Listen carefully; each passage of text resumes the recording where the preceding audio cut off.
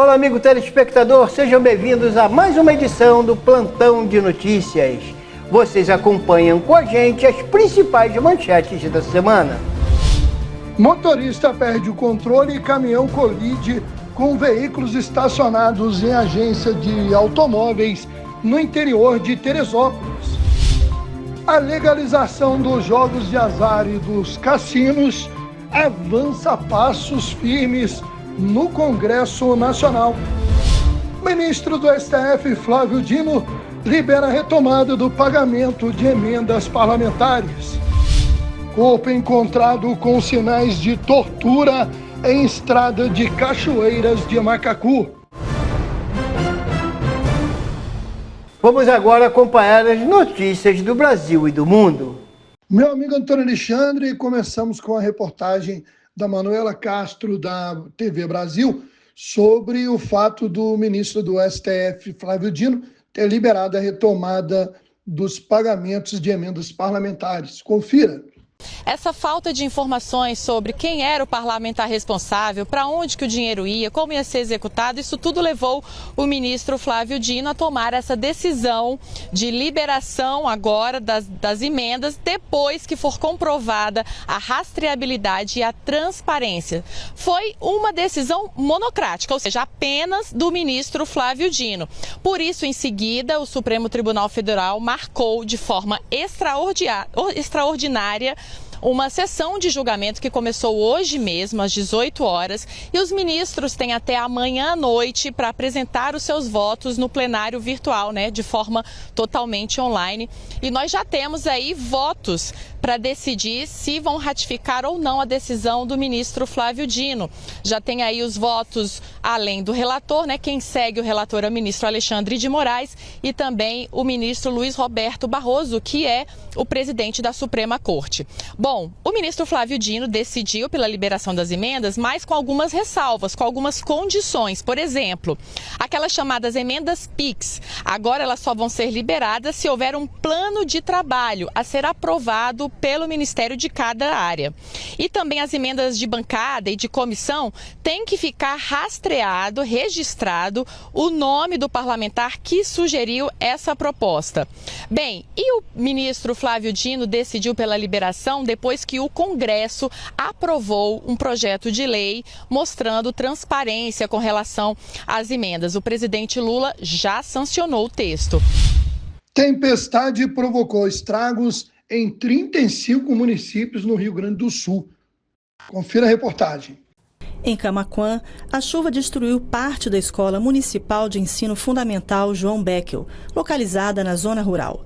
Um vídeo que circula na internet exibe o prédio parcialmente destelhado, salas com bastante água e equipamentos, mobiliário e documentos avariados. O vento forte também derrubou árvores que atingiram a escola. De acordo com a Defesa Civil Estadual, 35 municípios comunicaram ter registrado algum dano. O mau tempo também causou a interrupção do fornecimento de energia elétrica para cerca de 529 mil imóveis residenciais, comerciais e públicos em quase todo o estado. E vamos conferir agora uma reportagem da TV Cultura sobre o andamento do projeto que libera os cassinos, bingos e o jogo do bicho no Brasil. Enquanto as polêmicas que têm dominado o noticiário são várias, esse assunto também polêmico fica um tanto quanto abafado, mas está próximo de virar realidade. Confira mais da reportagem.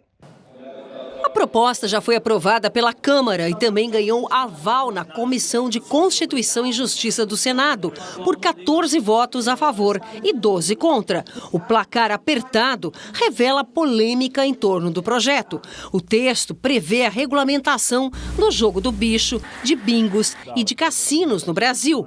O jogo do bicho teria uma licença de exploração para cada 700 mil habitantes e os bingos, uma para cada 150 50 mil.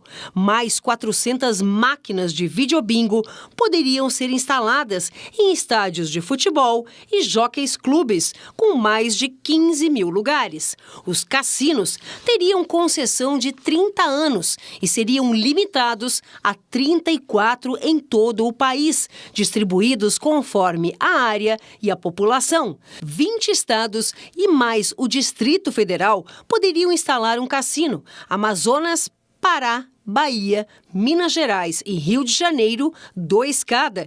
E o estado de São Paulo poderia ter 3 cassinos.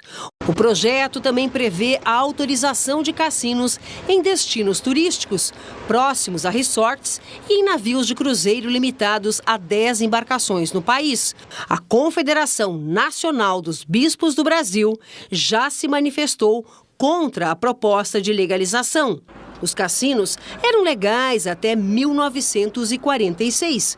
Na Era de Ouro, o Brasil chegou a ter mais de 70 casas de apostas. Foi o presidente Eurico Gaspar Dutra quem pôs fim à jogatina, influenciado pela mulher dele, uma católica fervorosa que via a prática como um atentado à moral e os bons costumes. A expectativa é que o projeto seja votado antes do início do recesso parlamentar, podendo entrar na pauta ainda nesta quarta-feira. Mas o presidente do Senado, Rodrigo Pacheco, condicionou o avanço da medida às ações para fortalecer a regulamentação das apostas online. Autorizado pelo governo em 2018, esse tipo de jogo virou uma febre nos últimos anos e motivou a abertura de uma comissão parlamentar de inquérito no Senado. Nesta terça-feira, os integrantes da CPI deverão votar os requerimentos para a convocação dos influenciadores digitais Virgínia Fonseca e Felipe Prior. E ainda estão marcados os depoimentos de Regis Dudena, secretário de Prêmio e Apostas, e de João Studart, CEO da Bet Nacional. A sessão está marcada para as 11 da manhã. Mais um capítulo da tensão no Oriente Médio. O governo sírio e rebeldes. Dessa vez, a Síria, com o apoio russo, bombardeou alvos rebeldes. Um rastro de destruição pelas ruas de Idlib. A cidade foi duramente bombardeada pelas forças do governo, que contaram com a ajuda de aviões russos. A guerra civil, que já dura 13 anos na Síria, voltou às manchetes com uma ofensiva rebelde que surpreendeu ao capturar Alepo, a segunda maior cidade do país e patrimônio de cultura e comércio do Oriente Médio. Os insurgentes, que atacaram em 2 frentes, são liderados pelo grupo HTS, uma dissidência da Al-Qaeda no Iraque. O regime de Bashar Assad é mantido com o apoio da Rússia, Irã e a milícia xiita Hezbollah, mas o envolvimento destes aliados em outros conflitos como Gaza e na Ucrânia pode ter encorajado a oposição a retomar o levante. E uma polêmica na repatriação de brasileiros que estavam no Reino Unido, principalmente na Inglaterra. Cerca de 600 brasileiros, entre eles 109 crianças, foram repatriados em 3 voos secretos durante o mês de agosto. A informação foi divulgada pela imprensa britânica e deixou no ar uma sensação de deportação. Confira mais detalhes na reportagem. A manchete foi divulgada neste fim de semana pelo semanário inglês Observer. Mais de 600 brasileiros, entre esses 109 crianças, voltaram em 3 voos secretos no mês de agosto. A reportagem fala de deportação e diz que foi o caso mais numeroso até hoje. O texto destaca também que algumas das crianças nasceram na Inglaterra e nunca tinham saído do país. Os governos britânico e brasileiro recusam o termo deportação. Dizem que os envolvidos são pessoas que se inscreveram em um programa voluntário de incentivo criado por Londres. Os retornados estavam no Reino Unido há mais tempo do que permitido em seus vistos. O programa ofereceu passagem aérea e um bônus de cerca de 3 mil libras, ou 22 mil reais, para ajudar na reintegração de volta ao Brasil. O Ministério das Relações Exteriores, em nota, diz ao Jornal da Cultura que o Brasil consentiu com o programa, uma vez que a participação dos nacionais é voluntária. O Reino Unido vive uma crise de imigração semelhante à dos Estados Unidos e da Europa. Embora a entrada de trabalhadores estrangeiros seja positiva para a sua economia, a opinião pública reage mal e o tema tem servido de base a campanhas de extrema-direita ou populistas, como é o caso de Donald Trump nos Estados Unidos e do Brexit aqui na Inglaterra. No ano passado, entraram na Inglaterra cerca de 900 mil imigrantes legais. Existem no país cerca de 230 mil brasileiros registrados e um número de ilegais estimado em torno de 70 mil. O governo trabalhista de Keir Starmer, recém-eleito, quer reduzir esses números e, para tanto, tem aumentado a vigilância nas fronteiras. Desde o início da chamada década perdida, em 1980, o Brasil, que foi sempre um polo de atração de estrangeiros, passou a ser uma fonte de imigrantes ilegais para os Estados Unidos, para a Inglaterra e para a Europa, onde se destacam Portugal e Irlanda. Enquanto não tiver um crescimento importante no emprego, vamos nos acostumar a ver casos como esses envolvendo brasileiros em condição de repatriação involuntária ou mesmo de deportação. De Londres, Leão Serva. Bom, e na sequência vocês acompanham agora de notícias locais. Meu amigo Antônio Alexandre, a gente começa falando de Teresópolis, com 2 acidentes. O primeiro deles ocorrido em Bom Sucesso no final da tarde dessa segunda-feira, quando uma carreta perdeu o controle e atingiu cerca de 10 veículos que estavam estacionados em uma agência de automóveis.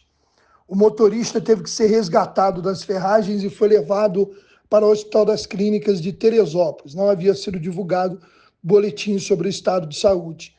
Equipes de perícia estiveram no local para investigar as causas do acidente, que poderiam ser ou o motorista ter passado mal ou então uma falha mecânica.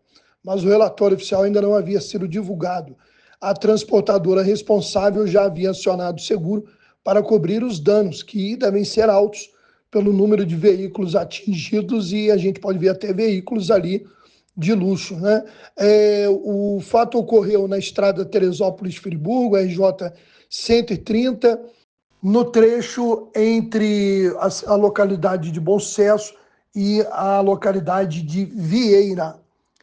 Felizmente, não houve feridos entre funcionários ou clientes da agência. Um outro acidente trágico aconteceu no bairro do Vale da Revolta, às margens da BR-116, quando um automóvel que fugiu do local sem prestar atendimento à vítima atropelou um pedestre no quilômetro 84 da rodovia BR-116-RJ. Equipes da concessionária Eco Rio Minas chegaram rapidamente ao local, mas a vítima não resistiu aos ferimentos. A Polícia Rodoviária Federal está analisando imagens de câmeras de segurança da rodovia para tentar identificar o veículo e o responsável. Na última sexta-feira, dia 29, foi realizado em Petrópolis mais um encontro do movimento empresarial Petrópolis 2030. O governo do estado esteve representado pela subsecretária de Indústria, Comércio, Serviços e Ambiente de Negócios do estado, Marina Esteves. Também presente o prefeito eleito Ingo Rames. Foram firmados alguns compromissos importantes entre município, estado e sociedade petropolitana, como questões que foram debatidas da nova concessão da BR-040, a ligação Bingen-Quitandinha, instalação de radar meteorológico e criação de uma faculdade de tecnologia. O município de Magé fazendo um alerta sobre a epidemia de dengue na temporada 2024-2025. Isso porque só no mês de outubro o município registrou 2.300 casos de dengue e mais 11 de chikungunya. Por isso, as autoridades têm pedido cada vez mais cuidado para o combate aos focos do mosquito Aedes aegypti no município e também maior adesão à vacina daqueles que têm maior risco de hospitalização pela doença. A secretária de Saúde, Larissa Storti, ressalta que as chuvas estão cada vez mais escassas, acompanhadas de calor intenso e variações bruscas de temperatura, justamente o ambiente que o mosquito Aedes aegypti mais gosta.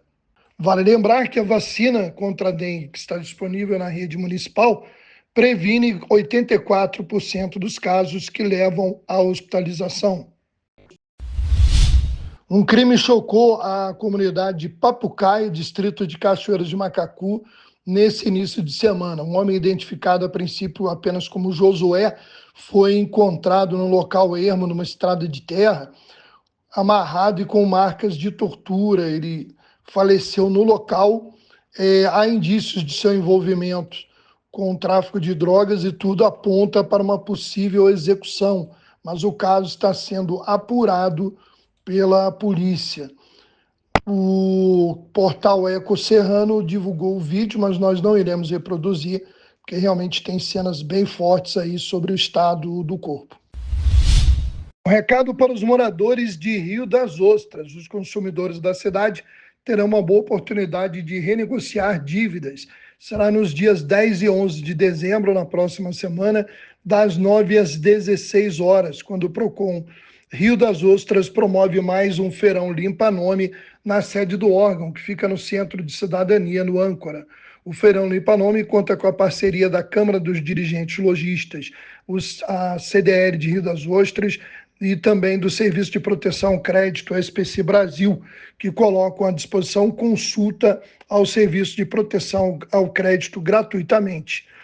Para participar do feirão, os interessados devem fazer o agendamento por contato telefônico, o número que aparece aí na tela, DDD 22 2771 6581, ou pelo e-mail agendamentoproconro@gmail.com, sempre de segunda a sexta-feira, das 9 às 16 horas.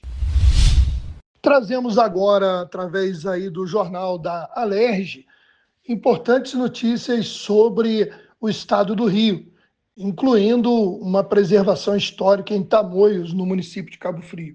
Mas a gente começa com uma exposição muito bacana na capital fluminense sobre o café. Bebida mais consumida no mundo depois da água, o café ganhou uma amostra imersiva e multissensorial, que pode ser vista até 22 de fevereiro na Casa de Itália. Café através dos sentidos homenageia os 150 anos da imigração italiana, sua contribuição ao desenvolvimento do café no Brasil e também no mundo. Afinal, foram os italianos os criadores do famoso espresso. A exposição une recursos tecnológicos com a degustação de balas de café e a possibilidade de conhecer e tocar nos diversos tipos de grãos da bebida. A história do café pelo mundo é contada em diversos totens e em palestras abertas a grupos de estudantes. Se você não resiste a um cafezinho, não pode deixar de visitar a mostra na Avenida Presidente Antônio Carlos, 40, no centro, de segunda a sábado. Fundada em 1690 pelo Jesus, a Fazenda Campos Novos, no distrito de Tamoios, Cabo Frio, acaba de ter a primeira parte de sua obra de restauração concluída. A preservação da fazenda, que hospedou diversas personalidades históricas como Dom Pedro II, Princesa Isabel e o naturalista Charles Darwin, aconteceu através de um acordo de cooperação técnica entre a Universidade Estadual do Norte Fluminense, Darcy Ribeiro, e a Prefeitura de Cabo Frio, com recursos do Fundo da Assembleia Legislativa do Estado do Rio de Janeiro. O conjunto arquitetônico, que estava em vias de desabamento antes do início das obras, é tombado pelo Instituto Estadual do Patrimônio Cultural e pelo Instituto do Patrimônio Histórico e Artístico Nacional. Raro exemplar do século XVII, a Fazenda Campos Novos, formada por uma casa grande, a igreja de Santo Inácio e um cemitério, será transformada futuramente em museu. Bom, é hora de acompanhar como está o clima e o tempo na sua cidade. Vamos agora à previsão do tempo.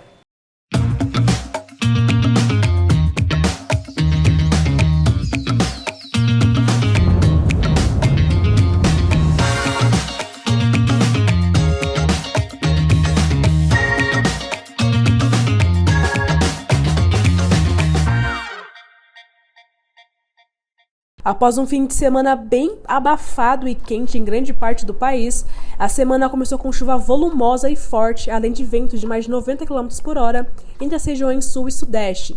A chuva caiu pesada, principalmente no Rio Grande do Sul, no Paraná, em Santa Catarina e até mesmo em São Paulo.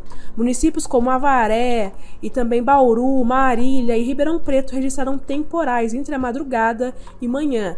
Foi uma chuva que caiu com trovoadas e raios. E a previsão para esta terça-feira é de mais chuva em toda a região sudeste e também grande parte da região centro-oeste. Além da chuva, também tem previsão de vento de mais de 40 km por hora em grande parte dos litorais da região nordeste, norte e também sudeste. Esses ventos acontecem no sudeste por conta do deslocamento da frente fria desse ciclone extratropical e na região nordeste são os ventos marítimos. As capitais que mais devem receber chuva nesta terça-feira são São Paulo, Belo Horizonte e Rio de Janeiro. Os acumulados serão altos ao longo do dia e as temperaturas também não sobem tanto, com máxima chegando aos 23 graus na capital paulista, além de acumulados que podem chegar aos 50 milímetros e até mesmo passar desse valor em alguns pontos da cidade. E nos esportes, Maurício Aragão no plantão traz pra gente a atualização de tudo o que acontece dentro das quatro linhas. Meu amigo Antônio Alexandre, a gente começa o esporte falando de Guapimirim. Isso porque aconteceu no último final de semana e a gente vê aí a galera reunida no Cartódromo Internacional de Guapimirim, o encerramento da temporada 2024. 90 pilotos entraram na pista no evento Esquenta Rio Garitos de Kart, realizado em etapa única e 8 categorias, 2 baterias para cada categoria. No portal kartmotor.com.br é possível conferir todos os ganhadores dessa etapa aí, onde o mais importante do que os resultados foi a confraternização. E a gente não pode deixar de registrar a merecida festa da torcida alvinegra. O Botafogo, campeão das Américas, vencendo o Atlético Mineiro por 3-1 no sábado. O Fogão, que ainda briga pelo título de Campeonato Brasileiro, tinha que descansar aí depois da festa para justamente agora pensar em conquistar mais um título. Mas vamos ver aí na reportagem um pouco do que foi a festa botafoguense no Rio de Janeiro. A torcida alvinegra se concentrou para recepcionar o time desde a região do Aeroporto Internacional do Galeão, na zona norte da cidade, e por todo o caminho do ônibus até o bairro de Botafogo. Perto da sede do clube, o time deixou o ônibus e subiu em carro aberto com a taça. Os jogadores foram ovacionados por uma multidão. Para os atletas, a celebração foi curta. Como o time ainda briga pelo título do Campeonato Brasileiro, era preciso descansar. Mas para a torcida, a celebração continuou noite adentro. E assim nos despedimos de mais uma edição do Plantão de Notícias. Muito obrigado pela sua audiência, agradecendo também a nossa equipe técnica e até lá no nosso próximo noticiário.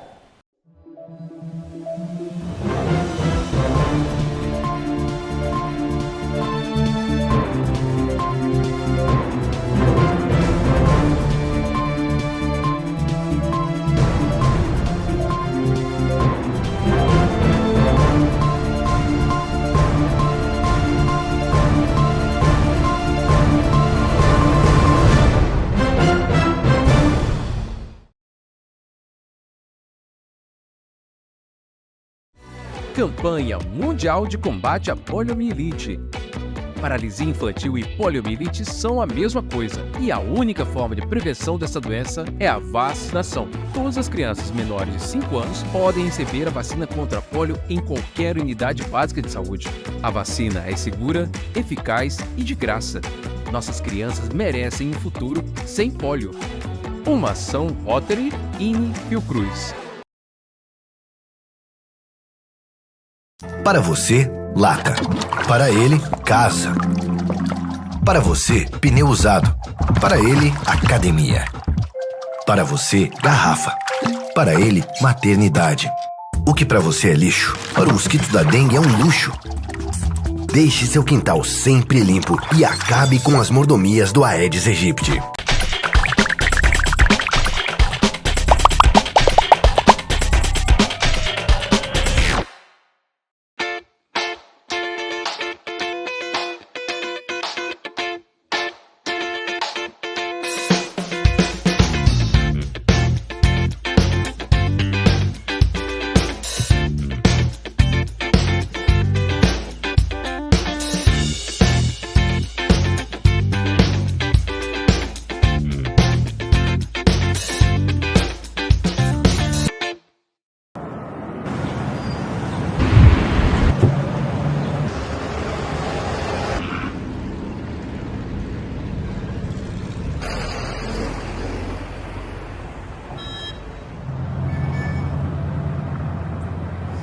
Bom dia, senhor, tudo bem? O senhor sabe o motivo da abordagem? Tava no celular, né? Isso. Vou convidar o senhor para assistir um vídeo baseado em história real, tudo bem? Certo. O senhor aceita? Você aceita? Claro, tá. Claro. Por favor.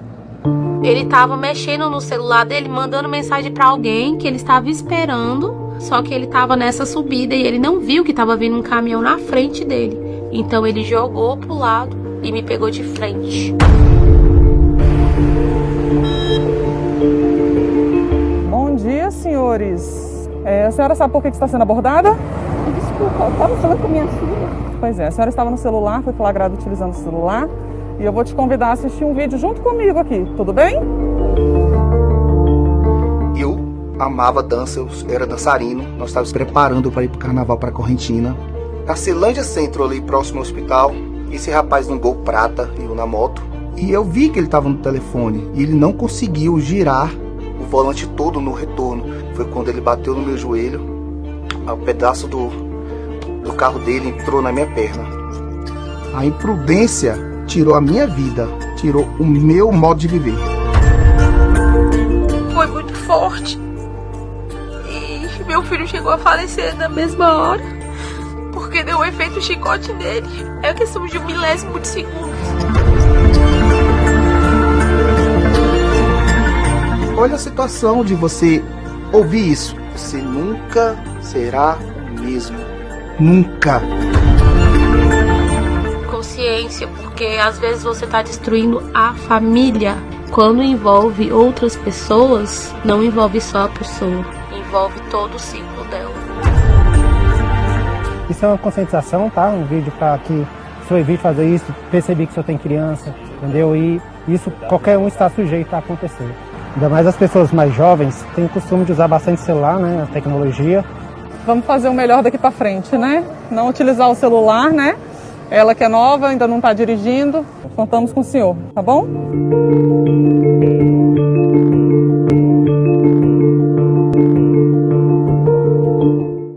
A vida é pra quem sabe viver. Procure aprender. Percebeu que Magé está bem iluminada, né? Tá de noite e parece que tá de dia. Só aqui no Parque Linear do canal já foram instalados mais de 30 lâmpadas de LED. Mas não é só isso não. Vem comigo que eu te explico. E quando menos esperar, clareou. A iluminação ficou boa, dá pra jogar um fute-mesa, jogar uma alta, fazer uma caminhada. Melhorou bastante aqui na comunidade do canal. Tô gostando bastante. Tá bem parecido como se fosse o dia. A qualidade tá bem legal. Recomendo a todos que venham para conhecer, para prestigiar Pau Grande. Aqui em Magé já foram mais de 1.200 pontos de LEDs espalhados por todo o município. É mais segurança, economia e sustentabilidade para o povo. Ajuda as crianças, os comerciantes e todos os moradores. Magé, nossa cidade, nossa casa. Ao longo das reportagens sobre o Festival de Frutos do Mar de Rio das Ostras, vocês já conheceram diversos pratos participantes desta edição. Agora é hora de conhecer o prato do Boteco Portuga, aqui de Rio das Ostras. Então, a gente fez um bacalhau à socapa. É parecido com escondidinho de bacalhau, só que em Portugal a gente não diz, não tem escondidinho. Então a gente faz a socapa, as coisas à socapa. E é escondidinho igual o nosso bar. Escondidinho lá no bairro Recreio. Legal. Onde as pessoas vão poder encontrar esse prato que está disponível no festival? Passa o endereço pra gente. No bairro Recreio, atrás da loja de móveis Italínia. A gente está ali na rua João Pessoa, aproximadamente no número 100. Legal. Faz um convite para quem está em casa, quem for participar, né, visitar os restaurantes, passar também lá no Boteco Portuga. Então aproveitem e venham conhecer o Boteco Portuga, o nosso bacalhau à socapa e todas as especiarias que a gente tem que traz a lembrança de estar em Portugal.